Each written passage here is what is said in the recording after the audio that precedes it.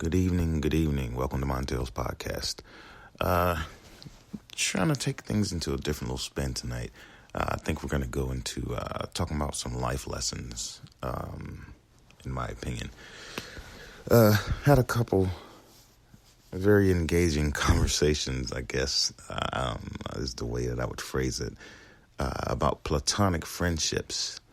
And when you run across things like that and that person that you become friends with, you find them sexually attractive. So now you're in a platonic lingo of friendship versus attraction versus love versus sexuality or whatever. So I just wanted to kind of jump into that tonight. I mean, and we've seen this, in the movies. Guy meets girl, they become best friends. And then when one of them gets involved in a relationship with the other person, with another person, the other person develops a crush on them, and they eventually fall in love. In the end, the friend who's in the relationship finally realizes that the best friend should be in a relationship in the relationship with them after all. You know what I mean? So like them TV shows and those movies, they always have a large audience base, which that's something to think about as well. So you know how many people really feel like that. But is being friends with someone that you're romantically or sexually attracted to without the romantic entanglements, you know what I mean? Like those type of things that happen, is that possible in real life? Honestly, because I had a friend, or have a friend actually, in my life that I'm sexually attracted to, but made the choice not to cross the boundaries of our friendship. I felt, or I feel, that if I crossed that line, I would never have been able to benefit from our actual healthy and beautiful friendship that's endured this amount of time. So I think that's pretty interesting. And from its inception, men and women have been living together, working and playing together, kids or whatever, growing up since the beginning of time. I think it's inevitable that we'll interact with one another. You can't fight that nowadays. Growing up at during school or whatever, we tend to form our little groups and mingle with people who have like same interests as we do. Like play kickball or whatever. Growing up, at a young age, it's common for boys and all that stuff to be social, and play with each other, and in just a normal sense of growing up as kids. When puberty hits, though, we start to look for, and it's that primal thing, we start looking for potential partners. Romantic feelings and all that stuff surface, or they begin to form for someone of the opposite sex. It just happens. So I think that, like, when we're looking for friendships, or when we're looking to like make friendships or form relationships or whatever, not necessarily sexual or potential mates or partners, we're looking for somebody that we click with, and that when you click with somebody, it sparks the tendency to want to spend more time with them. It may be because you have common interests or share activities or, other qualities or traits that make us want to spend time with someone more than others, encouraging us to develop friendship. Interesting and to me, well, not surprisingly, in my opinion, these are the same reasons that we might find a want, or, to start a romantic relationship with somebody. With the added caveat there, it's a degree of romantic or sexual attraction. So you got to ask yourself, is there a romantic or like a sexual attraction present between friends, or are we just friends? You know what I mean? Because sometimes you don't make those clear boundaries or those lines within the friendship, or you know what I mean, without it turning into a romantic relationship. Which, so let's look at definitions here, right? So by definition, a friendly attraction is a bond devoid of lust and sexual relations. So it's just a friendly attraction. It remains a friendship throughout the relationship, but I mean, it has the potential to become like romantic or like sexually inflamed, I guess you will, if that line is crossed. So on two sides of the line, one, you have platonic relationship, where, simple companionship is allowed, which is totally normal, everyday type deal, you know what I mean? And on the other side, the romantic relationship where, in addition to the friendship, like people say, friends with benefits or, whatever you want to call it, romantic or sexual relationships are permitted. That's just what happens, it's just what happens in life. People are willing to accept it as a norm, in my opinion. I guess it depends on the maturity of the person. I think, especially when it comes to the whole friends with benefits, or if you're saying that you started off as friends, but you want more now. So I don't know. So I think there's a few ways that people can stay in the friend zone. I don't know when they started this friend zone shit, but I don't know, whatever. So like with me, I make every attempt,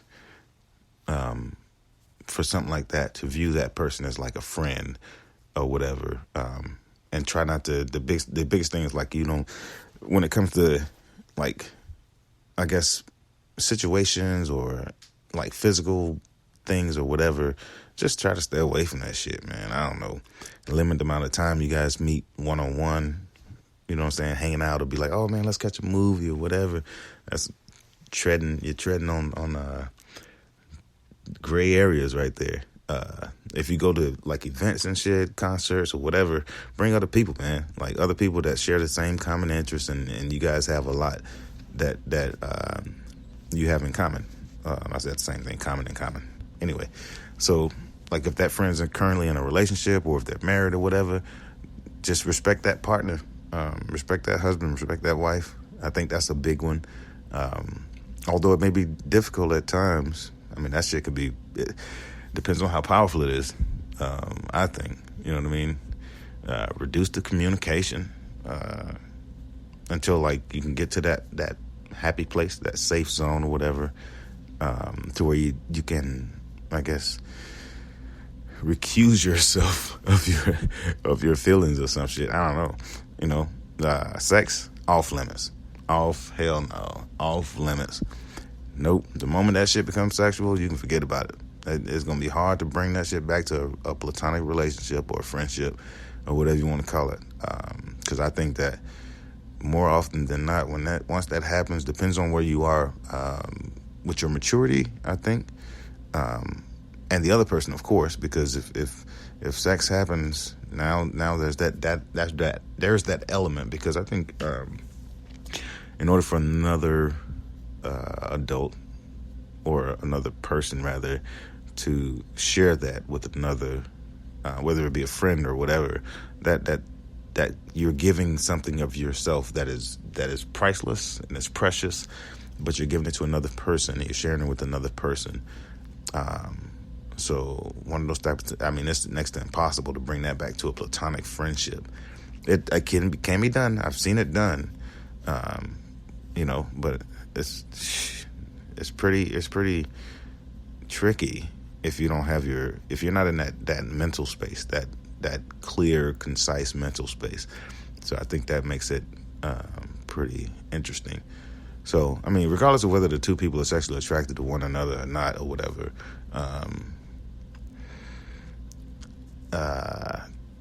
if they can maintain that friendship, I don't know. That's a yes or no question, I guess.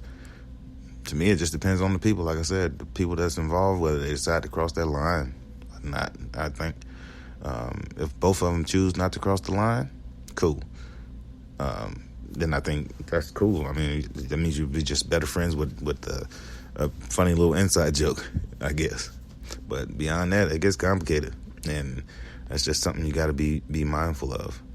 To me, that's what I think. It's one of those things. It's one of those things. Platonic love is love from the neck up. I think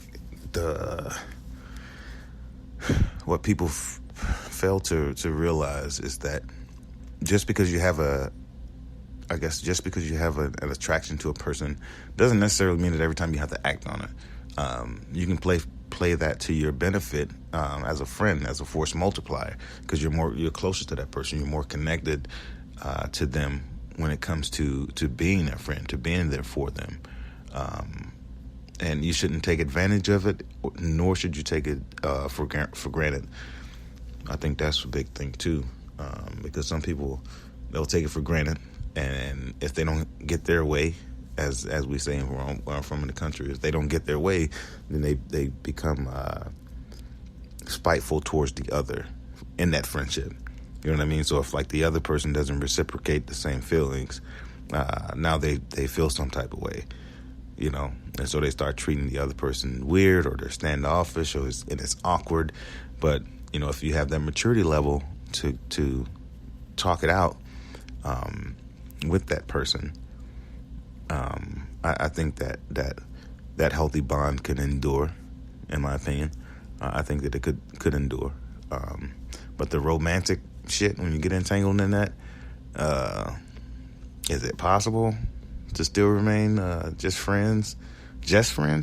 I believe it's possible. Again, it's your mental headspace and timing, and it just depends on what type of person that you are, to be honest. And what I mean by what type of person that you are, I mean is as far as your level of acceptance of being a decent person and a human being, especially if the other person is in a relationship. There's so many other things that play there that you have to take into effect. And it can be challenging. It can be challenging, especially like if you when you enjoy being around that person as a friend, and then the feelings come in. I mean, and I'm not talking about like being friends and be like, oh man, this person's just really cool. I mean, like when it comes in or kicks in to be like, oh snap, like I'm actually sexually attracted to this person. That's when the dynamic kind of changes. The tempo speeds up a little bit when it comes to you. You know what I mean? And I think that I don't know, like you have these thoughts and your imagination runs wild. You know what I mean? It's funny, especially like when you can't pin it to a certain thought or whatever, and all you know is that other person just gives off a sexual attraction. You know what I mean? It's funny. Maybe it's the way like they hold their lips when they're not speaking, or the way they smell when they walk close to you, or something like that. Maybe it could just be the sound of their voice when they speak, you know, and like the shape of their eyes or whatever. I don't know. You know what I mean? Like, if a person just walks in the room and they light up the room when they come in, you know, just by the way they smile or whatever. I'm just saying, it's interesting, and it's something to think about. You know what I mean? And I think a person, if they're in that situation with a friend of theirs that they hold true and close to them, that they should be able to have that kind of conversation with them and to be honest and open with them. You know what I mean? But at the end of it, if they don't want it to become romantic, potentially, you know, I would end it like this. I would say something like, it's just the way you make me feel, you know what I mean, when I'm around you. It's totally awesome that we're platonic and we're friends or whatever. I just wanted you to know my sexual attraction to you. And I think that any mature adult or mature person that understands when you're put in a predicament like that, the ramifications of what comes along with it. I think that if they're in that conscious state to realize what it would mean to damage that friendship, or not to necessarily damage it, but potentially risk damaging that relationship, or that friendship rather, to pursue a sexual relationship. I think if they grasp the idea of what happens second and third order of effect behind it, I think that having that candid conversation would actually make them closer as friends.